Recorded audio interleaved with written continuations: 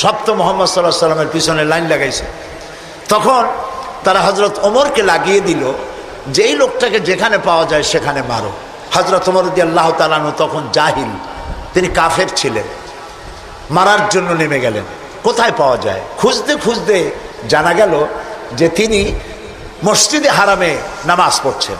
পেছনে গিয়ে ওমর দাঁড়িয়েছেন, অপেক্ষা করছেন যে ঠিক আছে নামাজ পড়তেছে, নামাজ পড়াটা শেষ হোক, তারপরে আচ্ছা তরে দেখব। নবী করিম সাল্লাল্লাহু আলাইহি ওয়াসাল্লাম নামাজের মধ্যে তেলাওয়াত করতেছেন জোরে জোরে। এখন আপনারা বুঝুন, এ কোরআন শরীফ হচ্ছে আল্লাহ, তেলাওয়াত করছেন যার উপরে নাজিল হয়েছে তিনি। এখন শুনতে কত মজা হচ্ছে। হযরত ওমর তিনি বলছেন যে আমি মনে মনে ভাবলাম যে মুহাম্মদ সাল্লাল্লাহু আলাইহি ওয়াসাল্লামকে এইসব কথা জেনে শিখায়। উনি তো কোনো স্কুল কলেজে যায় নাই, মাদ্রাসায় যায়নি, কই পান এত সুন্দর সুন্দর কথা, নিশ্চয়ই জেনে শিখাচ্ছে।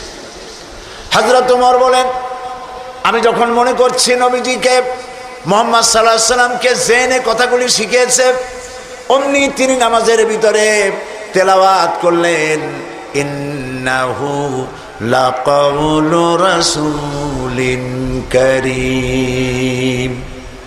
এটি একটি মহান বার্তাবাহকের বর্ণনা।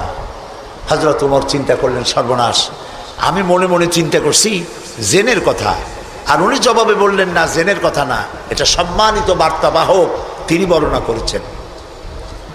হযরত ওমর বলেন আমি মনে মনে ভাবলাম জেন যদি না শিখিয়ে থাকে তাহলে তলে তলে কোন ফাঁকে যেন মুহাম্মদ সাল্লাল্লাহু আলাইহি ওয়াসাল্লাম কবি হয়ে গেছেন, কারণ এত সুন্দর মিলিয়ে মিলিয়ে কথা তো আর শুনি নাই কখনো।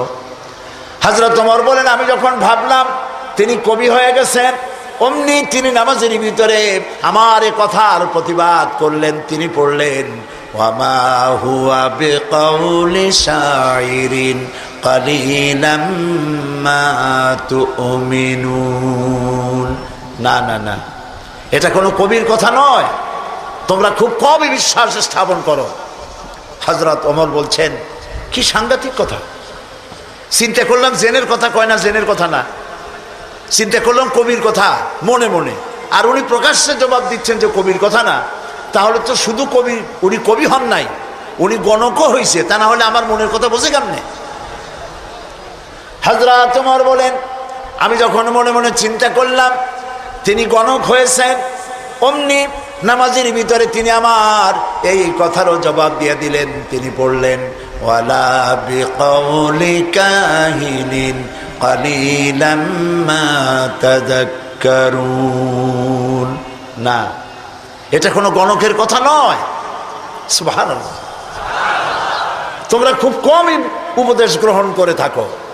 হযরত ওমর বলছেন এবার আমার পায়ের তলা থেকে যেন মাটি খসে যাচ্ছে। কি আশ্চর্য কথা, যা মনে চিন্তা করি তার জবাব আসে নামাজ থেকে। এটা জেনের কথা না, এটা কবির কথা না, এটা গণকের কথা না, তবে এটা কি? বিরাট এক জিজ্ঞাসাবোধক চিহ্ন আমার সামনে ঘুরপাক খাচ্ছে, তবে এটা কি? হযরত ওমর বলেন আমি যখনই চিন্তা করলাম তবে এটা কি, অমনি রাসূল নামাজের ভিতরে আমার সে কথার জবাব দিয়ে দিলেন। তিনি পড়লেন তানজিলুম মির রাব্বিল আলামিন। এটি হচ্ছে আল্লাহ রাব্বুল আলামিনের নাজিলকৃত কিতাব। হযরত ওমর বলছেন আমার মনে হচ্ছিল যেন ইসলাম তার সব শক্তি নিয়ে তার শেকড় শুদ্ধ আমার কলিজার মধ্যে গেড়ে বসতেছে। কোরআন এক বৈপ্লবিক পরিবর্তন এনেছিল তদানীন্তন সমাজের মধ্যে। যারা চোর ছিল, ডাকাত ছিল, রাসূলুল্লাহ মেসমেরিজম করেন নাই, জাতিকে হিপনোটাইজ করেননি।